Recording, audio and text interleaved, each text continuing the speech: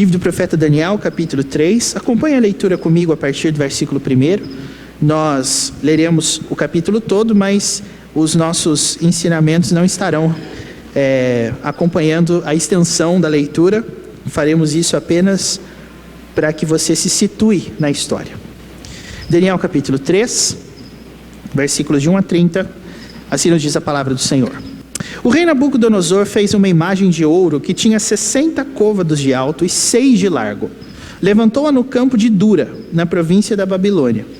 Então o rei Nabucodonosor mandou ajuntar os sátrapas, os prefeitos, os governadores, os juízes, os tesoureiros, os magistrados, os conselheiros e todos os oficiais das províncias, para que viessem à consagração da imagem que o rei Nabucodonosor tinha levantado. Então se ajuntaram os sátrapas, os prefeitos, os governadores, os juízes, os tesoureiros, os magistrados, os conselheiros e todos os oficiais das províncias para a consagração da imagem que o rei Nabucodonosor tinha levantado. E estavam em pé diante da imagem que Nabucodonosor tinha levantado. Nisto o arauto apregoava em alta voz: ordena-se a vós outros, ó povos, nações e homens de todas as línguas. No momento em que ouvirdes o som da trombeta, do pífaro, da harpa, da cítara, do saltério, da gaita de foles e de toda sorte de música, vos prostrareis e adorareis a imagem de ouro que o rei Nabucodonosor levantou. Qualquer que não se prostrar e não a adorar, será no mesmo instante lançado na fornalha de fogo ardente. Portanto, quando todos os povos ouviram o som da trombeta, do pífaro, da harpa, da cítara, do saltério e de toda sorte de música, se prostraram os povos, nações e homens de todas as línguas e adoraram a imagem de ouro que o rei Nabucodonosor tinha levantado. Ora, no mesmo instante se chegaram alguns homens caldeus e acusaram os judeus. Disseram ao rei Nabucodonosor: ó rei, vive eternamente. Tu, ó rei, baixaste um decreto pelo qual todo homem que ouvisse o som da trombeta, do pífaro, da harpa, da cítara, do saltério, da gaita de foles e de toda sorte de música se prostraria e adoraria a imagem de ouro. E qualquer que não se prostrasse e não adorasse seria lançado na fornalha de fogo ardente. Há uns homens judeus que tu constituíste sobre os negócios da província da Babilônia: Sadraque, Mesaque e Abdinego. Estes homens, ó rei, não fizeram caso de ti. A teus deuses não servem, nem adoram a imagem de ouro que levantaste. Então Nabucodonosor, irado e furioso, mandou chamar Sadraque, Mesaque e Abdinego. E trouxeram estes homens perante o rei. Falou Nabucodonosor e lhes disse: é verdade, ó Sadraque, Mesaque e Abdinego, que vós não servis a meus deuses, nem adorais a imagem de ouro que levantei? Agora, pois, estai dispostos, e quando ouvirdes o som da trombeta, do pífaro, da cítara, da harpa, do saltério, da gaita de foles, prostrai-vos e adorai a imagem que fiz. Porém, se não a adorardes, sereis no mesmo instante lançados na fornalha de fogo ardente. E quem é o Deus que vos poderá livrar das minhas mãos? Responderam Sadraque, Mesaque e Abdinego ao rei: ó Nabucodonosor, quanto a isto não necessitamos de te responder. Se o nosso Deus, a quem servimos, quer livrar-nos, ele nos livrará da fornalha de fogo ardente e das tuas mãos, ó rei. Se não, fica sabendo, ó rei, que não serviremos a teus deuses, nem adoraremos a imagem de ouro que levantaste. Então Nabucodonosor se encheu de fúria, e transtornado o aspecto do seu rosto contra Sadraque, Mesaque e Abdinego, ordenou que se acendesse a fornalha 7 vezes mais do que se costumava. Ordenou aos homens mais poderosos que estavam no seu exército que atassem a Sadraque, Mesaque e Abdinego e os lançassem na fornalha de fogo ardente. Então esses homens foram atados com seus mantos, suas túnicas e chapéus e suas outras roupas e foram lançados na fornalha sobremaneira acesa. Porque a palavra do rei era urgente e a fornalha estava sobremaneira acesa, as chamas do fogo mataram os homens que lançaram de cima para dentro a Sadraque, Mesaque e Abdinego. Esses 3 homens, Sadraque, Mesaque e Abdinego, caíram atados dentro da fornalha sobremaneira acesa. Então o rei Nabucodonosor se espantou e se levantou depressa e disse aos seus conselheiros: não lançamos nós 3 homens atados dentro do fogo? Responderam ao rei: é verdade, ó rei. Tornou ele e disse: eu, porém, vejo 4 homens soltos, que andam passeando dentro do fogo sem nenhum dano. E o aspecto do quarto é semelhante a um filho dos deuses. Então se chegou Nabucodonosor à porta da fornalha sobremaneira acesa, falou e disse: Sadraque, Mesaque e Abdinego, servos do Deus Altíssimo, saí e vinde. Então Sadraque, Mesaque e Abdinego saíram do meio do fogo. Ajuntaram-se os sátrapas, os prefeitos, os governadores e conselheiros do rei, e viram que o fogo não teve poder algum sobre o corpo desses homens. Nem foram chamuscados os cabelos da sua cabeça, nem os seus mantos se mudaram, nem cheiro de fogo passara sobre eles.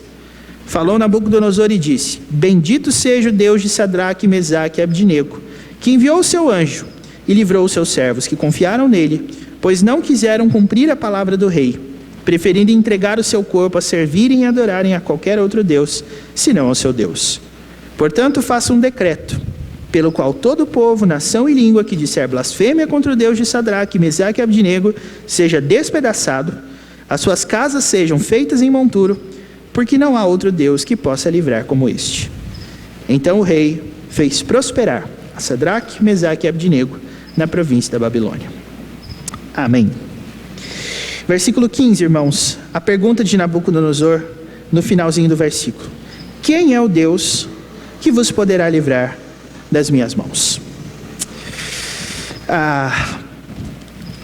Essa é uma história, como eu disse a vocês, bastante conhecida da Escritura. Nós, quando crianças, ouvimos falar sobre 3 homens que caíram numa fornalha acesa e não saíram nem mesmo cheirando queimado. É uma história que mostra a ação miraculosa de Deus, livrando os seus servos de um grande mal e de uma grande consequência. Mas para mim, meus irmãos, é imperativo algumas coisas já de início. Deus fará isso sempre. O que é importante nós lembrarmos nessa história é que, muito embora aqui nós tenhamos a história de um livramento, e o livro do profeta Daniel como um todo nos conta vários livramentos de Deus, começando com este e indo depois no capítulo 5 para a Cova dos Leões, que é um episódio que nós conhecemos bem também. Sabemos que Daniel e seus amigos adentraram a fornalha e a Cova dos Leões e saíram sem nenhum arranhão, sem nenhum dano. Mas também é verdade, irmãos, que às vezes Deus faz isso, e às vezes Deus também deixa alguns arranhões e cicatrizes nas nossas vidas, decorrentes das provações pelas quais Ele nos faz passar. Essas cicatrizes às vezes são físicas, essas cicatrizes às vezes são emocionais, são tristezas que nós carregamos.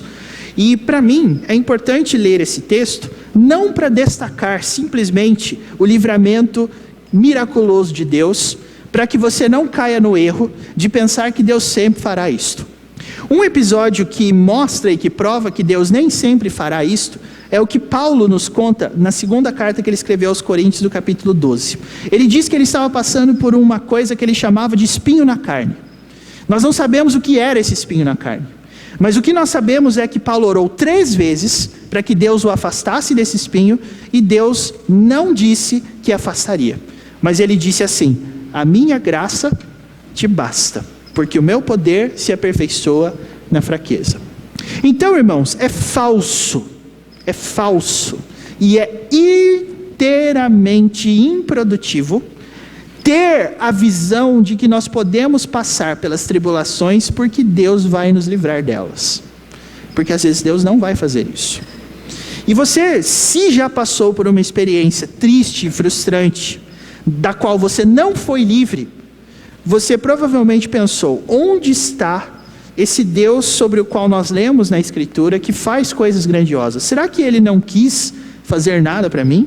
Será que Ele não quis estender a sua mão poderosa na minha vida e me livrar das coisas que eu estou passando? Por isso, irmãos, é importante nós termos cuidado quando nós observamos textos assim, porque as coisas que aconteceram aqui são factuais. Aconteceu de verdade, o que aconteceu aqui é verdadeiro. Mas não é esta a lição principal do texto.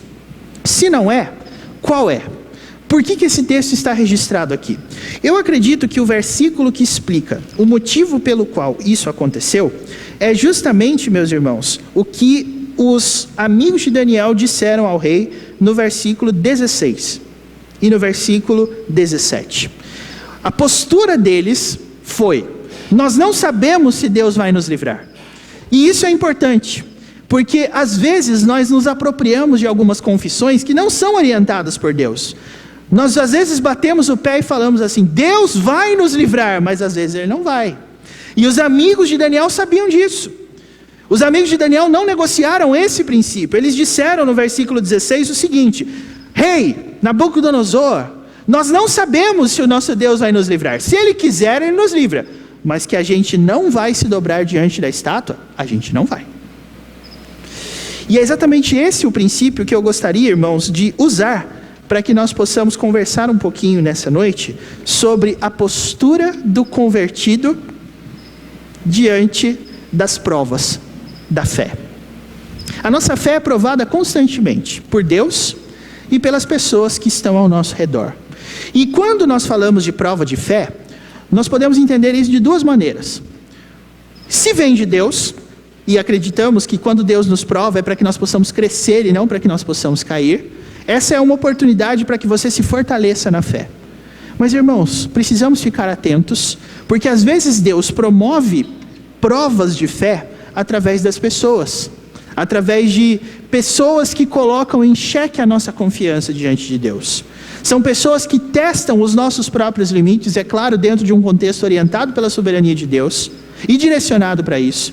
Mas às vezes a prova de fé que nós damos é uma prova de fé que nós temos que apresentar para as pessoas.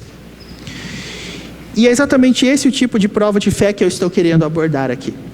Em alguns momentos, irmãos, não é exatamente algo para fortalecer a nossa confiança como o vale da sombra da morte. Mas às vezes é um momento em que você precisa dar uma resposta.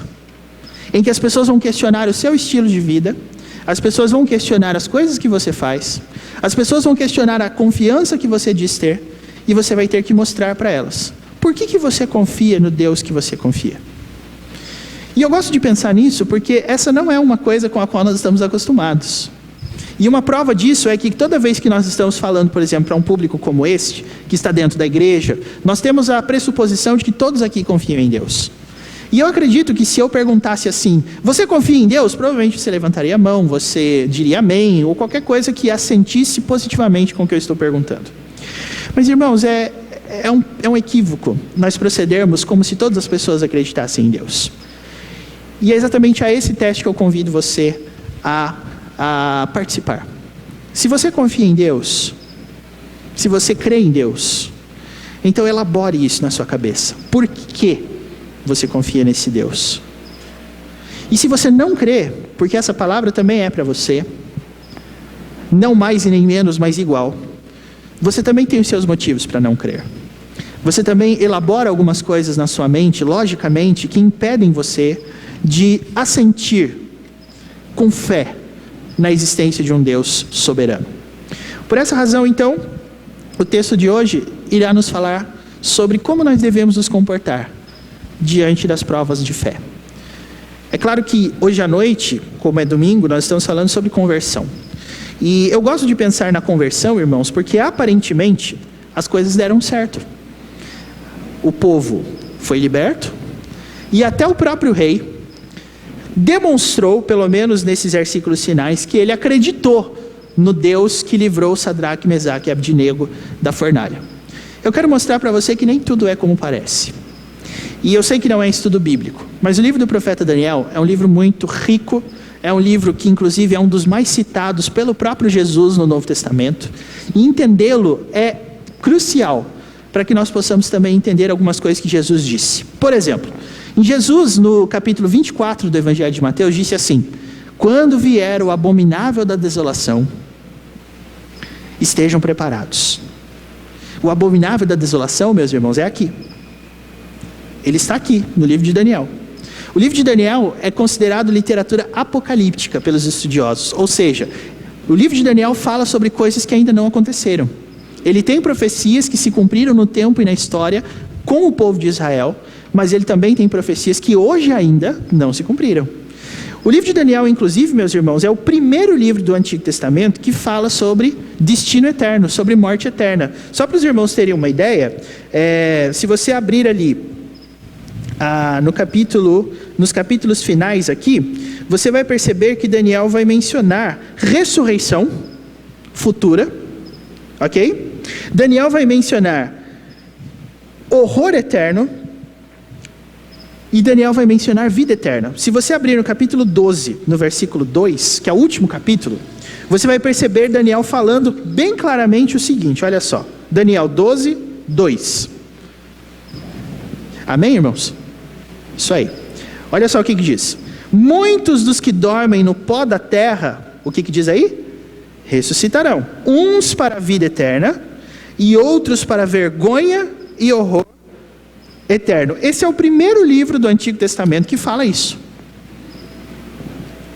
Como é que Daniel, abre aspas, descobriu essas coisas? Por isso que é interessante a gente estudar.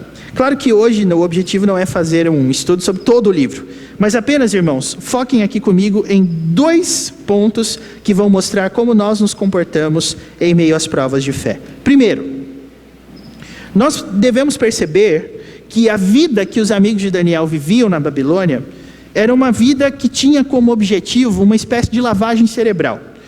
Começando a partir dos nomes. Sadraque, Mesaque e Abdinego não eram os nomes originais desses homens. Nós encontramos no primeiro capítulo que eles se chamavam, vocês se lembram? Ananias, Misael e Azarias. Ananias teve seu nome mudado para Sadraque, Misael para Mesaque e Azarias para Abdinego.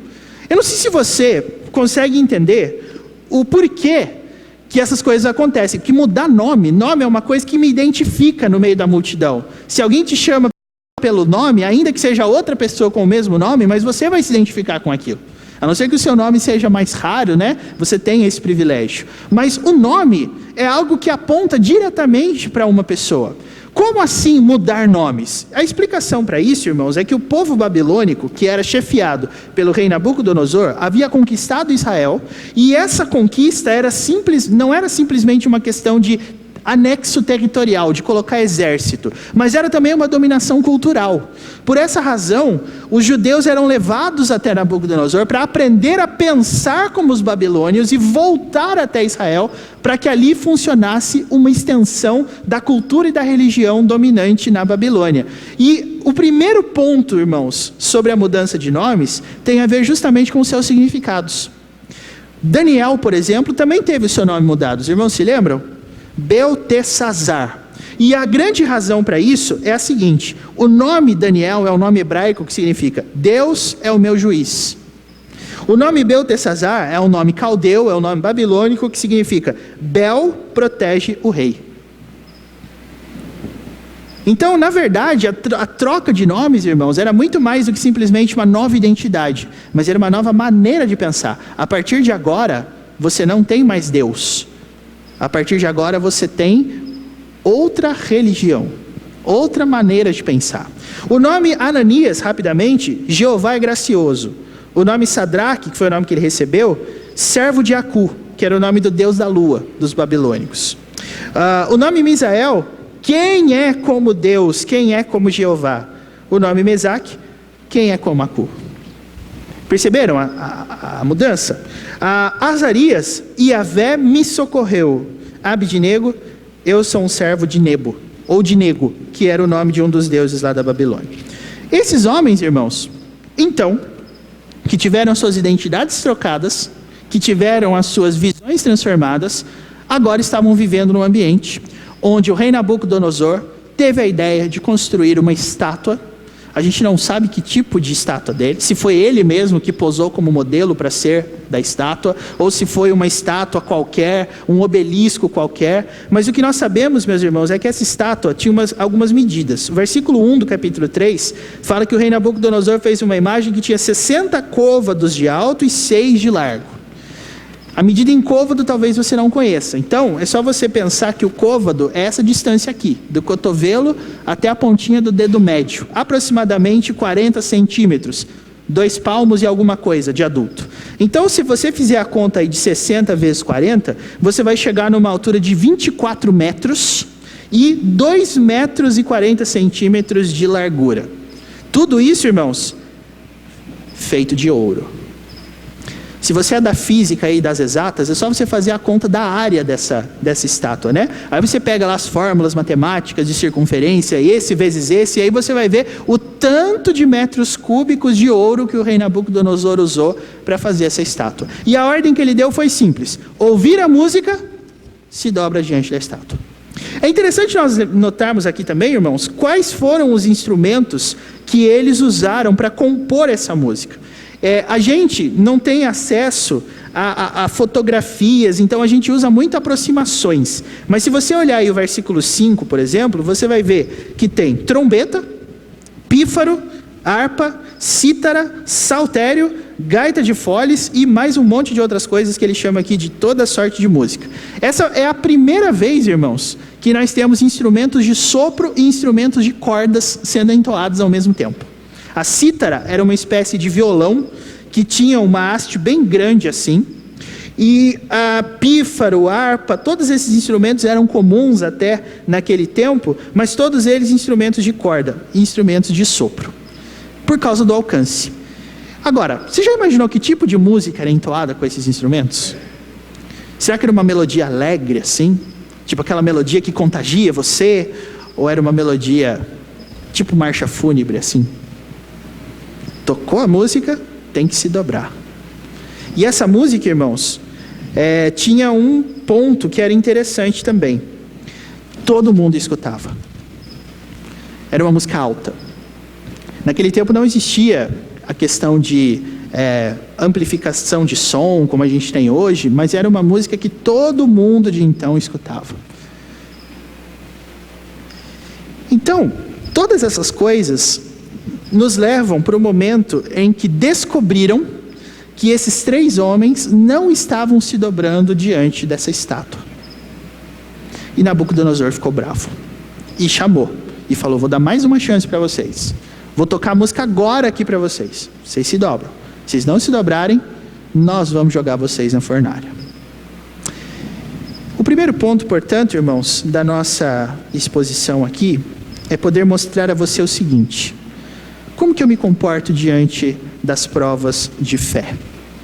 O primeiro ponto é você lembrar, com a história que nós temos aqui diante de nós, é que as provas de fé que os homens nos impõem, claro, tudo isso sem excluir o ponto da soberania de Deus, tem um só objetivo: descaracterizar você. O que eu quero dizer com isso? Você vive num mundo que prega a pluralidade de pensamentos. Você vive num mundo onde cada um aprende a viver como quer, onde a palavra de ordem é tolerância. Nós temos que suportar os diferentes. Mas você já experimentou duvidar de alguém para ver o que acontece? E do jeito que nós estamos vivendo no Brasil hoje, onde você tem polarização política, quem discorda, irmãos, é inimigo. Então não se deixe levar pela conversa a respeito de tolerância que você ouve por aí. Na verdade, ninguém quer que você pense do seu jeito. Você está vivendo num mundo que nunca soube lidar com um pensamento diferente. E a ideia por trás dessa atitude de Nabucodonosor, meus irmãos, tinha a ver com um ponto de vista só. Todo rei que conquistava outro reino como Nabucodonosor tinha muito medo de quê? De perder o seu trono.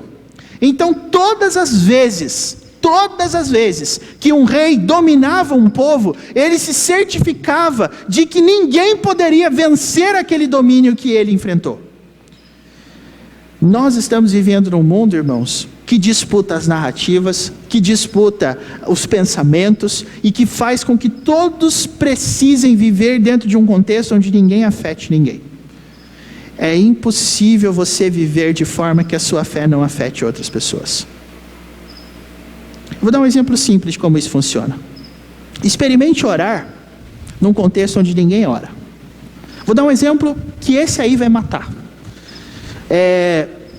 Eu cresci, irmãos, num ambiente onde todas as refeições eram precedidas por oração. Não se come sem orar, até hoje, na casa dos meus pais.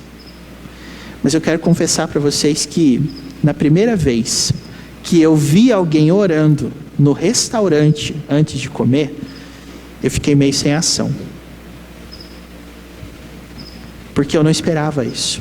Eu pensei assim, na minha casa, eu estou à vontade, eu domino o espaço, então eu oro antes de comer.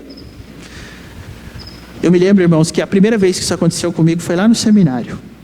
A gente terminou o semestre, aí os alunos seminaristas juntaram 6 meses de dinheiro para poder ir numa churrascaria lá, que tinha lá perto do aeroporto de Congonhas, muito boa.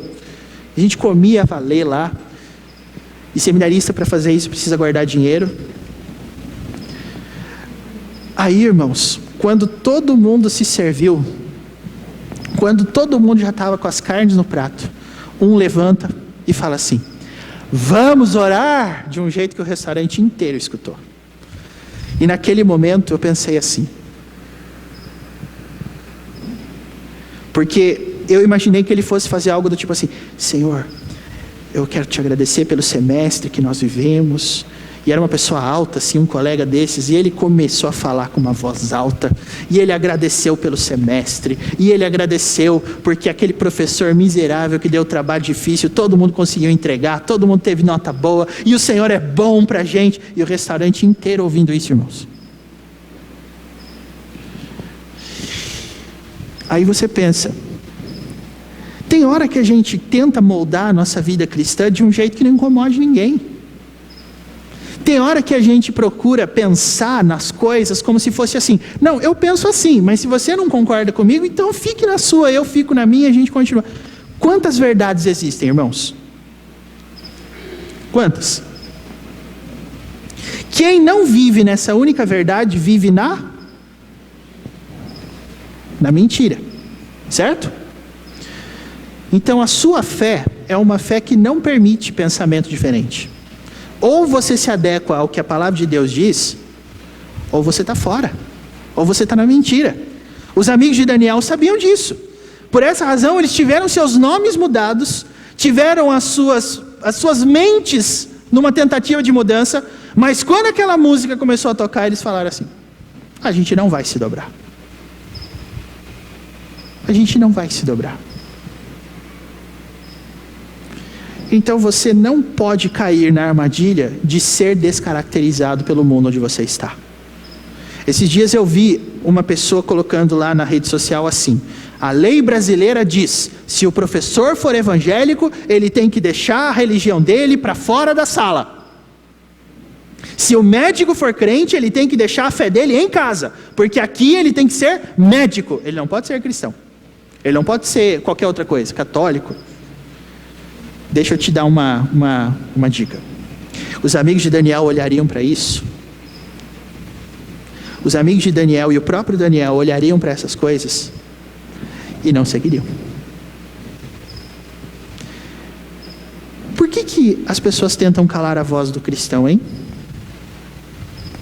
Por que existe essa pressão em cima da gente, irmão? Vocês já pararam para pensar nisso? Por isso não caia nessa armadilha. O rei Nabucodonosor disse assim: quem é o Deus que pode livrar vocês das minhas mãos? Achando que Daniel e os seus amigos teriam medo, não é? Falou assim: bom, eu que não quero virar churrasquinho, né? Então, deixa eu fazer o que eu tenho que fazer. Não. Os amigos de Daniel disseram assim: se o Senhor vai nos matar ou não vai, se Deus vai nos livrar ou não vai, isso daí não é problema nosso, mas que a gente não vai se dobrar, a gente não vai se dobrar. Vocês já perceberam, irmãos, que às vezes a gente não pega muito pesado na nossa fé, com medo de que as pessoas nos façam perguntas? Por exemplo, domingo, né? Um tema muito bom. Domingo, dia do Senhor. O que você faz no domingo? Eu vou na igreja. Por quê? E olha, eu vou dar aqui algumas respostas que você não deve dar, tá? Por exemplo, por que você vai na igreja no domingo? Não, porque é isso que os meus pais me ensinaram. Vagabundo. Tá botando a culpa no pai ainda? Não, por que você vai na igreja no domingo ao invés de fazer outra coisa? Não, é que um negócio que já é, né, normal na minha família, então... Os amigos de Daniel diriam assim: a gente vai porque a gente crê num Deus soberano, que nos livra, e que ainda que Ele nos livre, a gente continua fiel para Ele. Irmãos, quando nós caímos nessas armadilhas do mundo, aquilo que fica sufocado é a nossa mensagem, a gente perde a efetividade da pregação. Se eu digo assim: olha, eu creio na verdade, mas se você não acreditar em mim, então está tudo bem, segue a sua vida. Eu não estou fazendo diferença nesse mundo. Num mundo onde todos se dobram, qual era a única coisa que os amigos de Daniel poderiam fazer para provar que eles eram diferentes? Ficar de pé. Você percebeu como é extremo? Não tem assim uma meia dobra ou uma meia rendição. Existe dobrar-se ou não se dobrar. Você e eu precisamos escolher. Então não caia nessa armadilha da descaracterização.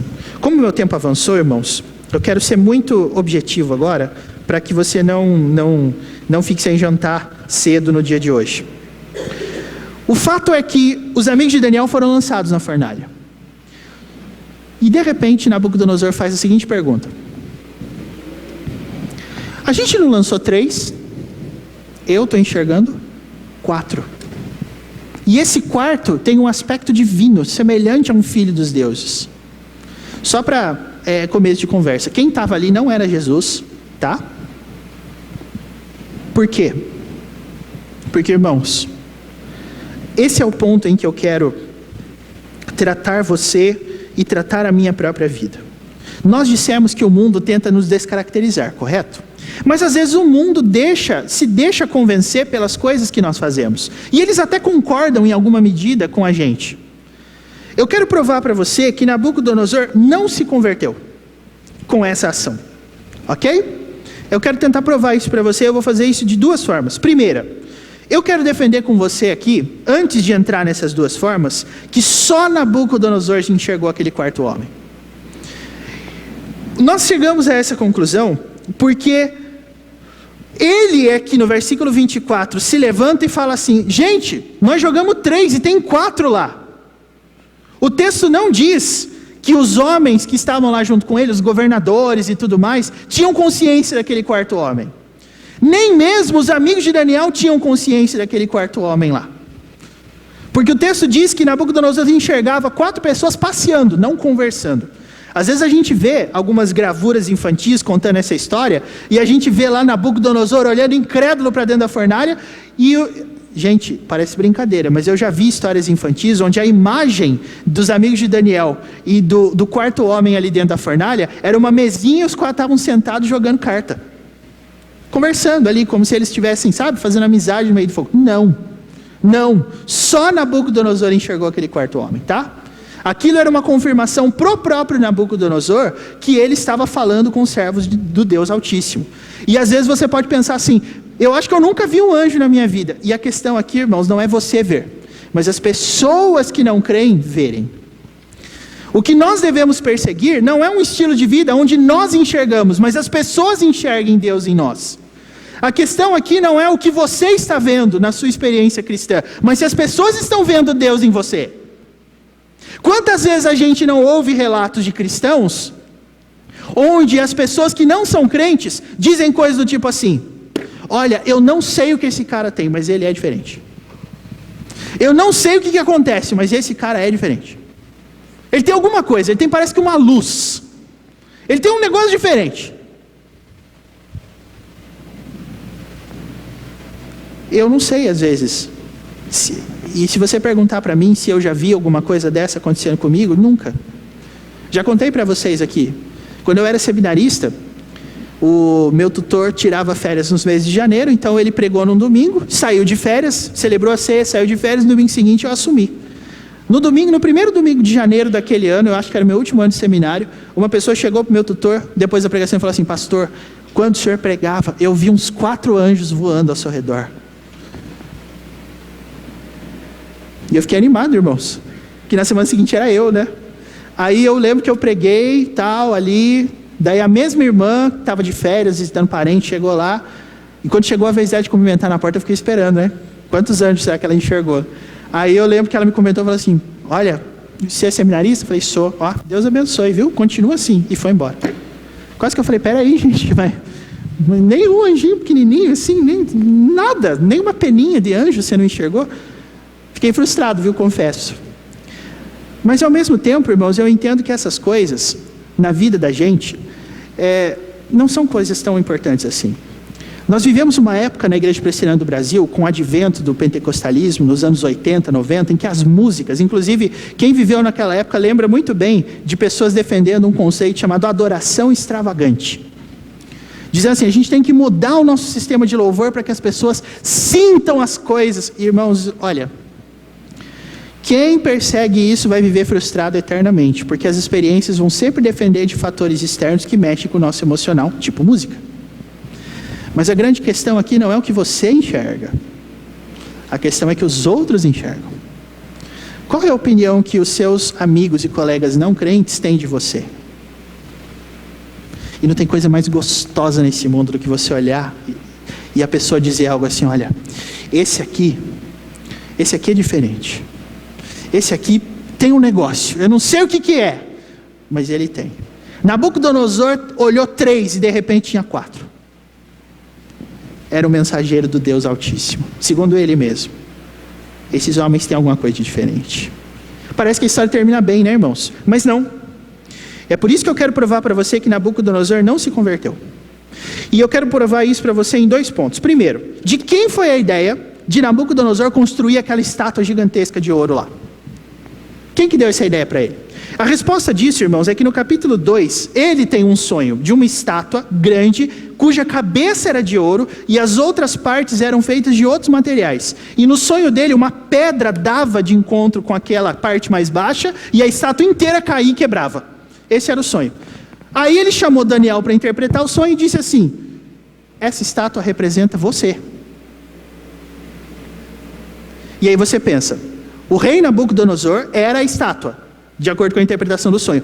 A pedra que derrubava Nabucodonosor, quem você acha que era? Se você está em dúvida de pedra, é só você imaginar assim, rocha. Aí já melhora, né? Quem que é a nossa rocha? Ou como a gente diz com as crianças, Jesus. Tá vendo? Profecia. Saiu, Nabucodonosor ficou assustado com o sonho, e adivinha o que ele fez? Ah, então quer dizer que a estátua quebrava? Então agora eu vou construir uma que não quebra. Então agora eu vou construir uma que não cai. Por isso que em vez de fazer só a cabeça de ouro, ele fez a estátua inteira. Tá? Porque você pensa assim, que rei? Imagina se o nosso presidente resolve inaugurar lá em Brasília, numa das praças centrais, ou na frente do palácio dele, onde ele mora, no Palácio da Alvorada, vou construir uma estátua minha aqui. Fazendo assim. Né? Não sei. Mas essa é uma ideia que não é todo governante que tem. Mas Nabucodonosor teve. Por quê? Capítulo 2. Ele teve um sonho. Nesse sonho a estátua caía e quebrava. O que ele pensou? Ah, essa aqui não quebra não. Segunda coisa, irmãos. Agora no final. O que Nabucodonosor fez quando ele viu os amigos de Daniel saindo da fornalha? O texto diz no versículo 30 assim, ó. Então o rei fez prosperar Sadraque, Mesaque e Abdinego na província da Babilônia. Ele falou assim, bom, já que eu não posso destruí-los, então agora eu vou honrá-los. Agora eu vou dar para eles um pouquinho das minhas riquezas. Aí você pode pensar, acabou bem. Não acabou não. O que acontece no capítulo 4? Nabucodonosor está passeando lá no seu palácio dizendo assim, quão grande é este reino. Quão grande é este império que eu construí. E ele termina, meus irmãos, no capítulo 4, de uma forma que eu acredito, seria até difícil representar graficamente, mas o texto diz que seus cabelos cresceram, a sua pele se tornou pele de bicho, seus dentes e suas unhas aumentaram a tal ponto que as pessoas olhavam para ele e falaram assim, ele não é um homem, ele é um bicho, ele é um animal. E esse é o segundo ponto. Se no primeiro ponto, a gente não pode se esquecer que o propósito do nosso mundo é nos descaracterizar, meus irmãos, a gente também não pode se vender. A gente também não pode ceder às glórias que esse mundo pode nos dar. A gente também não pode esquecer que as maiores riquezas são aquelas que são provenientes da fidelidade. Pense, a Babilônia era um país estranho, principalmente a fé. Que tipo de riquezas da Babilônia fariam com que Sadraque, Mesaque e Abdinego renunciassem à sua própria fé? Vamos lembrar que no capítulo 1, o rei ofereceu a própria mesa para eles. E eles comeram? Não comeram. Inclusive eu me lembro, não sei se a dona Aida vai lembrar disso. Mas quando eu estava no seminário, quando ela ia e frequentava as reuniões de oração das 7 horas lá na igreja central, ela orava com a minha avó e dizia assim, que esse menino cresça e ele não coma das iguarias do rei. Nunca esqueci, viu, dona Naida? Mas é exatamente esse o ponto que eu gostaria de trazer para vocês. Como é que o mundo tenta parar os cristãos? Porque o enfrentamento direto a gente aguenta. A igreja já aguentou tanta coisa e ainda está aqui, não é verdade? Então como é que o mundo, meus irmãos, tenta nos ganhar? Com as glórias, com as riquezas. E atualmente eu acredito que nada representa melhor isso, tanto quanto curtidas em rede social. Gente, ter uma foto que passa das 100 curtidas é coisa de louco. A gente se sente a última Coca-Cola do deserto, né? A última bolacha do pacote. Se sente assim poderoso, influenciador. Estou fazendo diferença nesse mundo. Mas Sadraque, Mesaque e Abdinego, irmãos, inclusive essa é a última vez que eles são mencionados aqui em Daniel, tá? A gente não sabe mais nada deles. Esse aqui é o último dado. Mas eu tenho certeza de uma coisa. No capítulo 1, eles recusaram comer da mesa do rei. No capítulo 3, eles se recusaram a se dobrar diante do rei. Eu tenho elementos textuais para pensar que nem mesmo eles prosperarem na Babilônia fez com que eles se desviassem do caminho deles. Por isso eu quero alertar você. Se você vive num estado onde você goza do prestígio das pessoas, isso nem sempre é um bom sinal. Porque você precisa olhar quais são as pessoas que estão te prestigiando. E saiba, quando um não cristão te prestigia, te homenageia, te louva, o objetivo dele sabe qual que é? É calar a voz da diferença e aquele algo a mais que você tem. Sabe como é que você mostra para as pessoas que você tem realmente uma luz diferente, uma coisa diferente? Quando todo mundo se dobra, fique de pé. Quando todo mundo vai, fique. Quando todo mundo vai, fique. Quando todo mundo ficar, vá. Quando todo mundo achar que todos aceitam, resista, rejeite. É assim que você mostra a sua diferença. O mundo tenta nos dominar, meus irmãos, para que a nossa diferença de postura se encerre totalmente. E lembre-se, o nosso Salvador foi aquele que nos ensinou. Ele abriu mão da sua glória, ele veio habitar conosco, sofreu a humilhação da cruz, e onde ele está agora? Filipenses diz, o nome dele é o nome que está acima de todo nome, todo joelho vai se dobrar diante desse nome. Portanto, nunca se esqueça, nas suas provas de fé, primeiro, o objetivo do mundo é te descaracterizar. Segundo, não ceda às glórias e às homenagens mundanas. E terceiro, que é a minha aplicação final, quem tem que enxergar anjos na sua vida não é você, são os outros. A questão não é se você vem aqui e enxerga ou se sente alguma coisa, mas é se as pessoas com as quais você convive sentem coisas diferentes quando você está lá.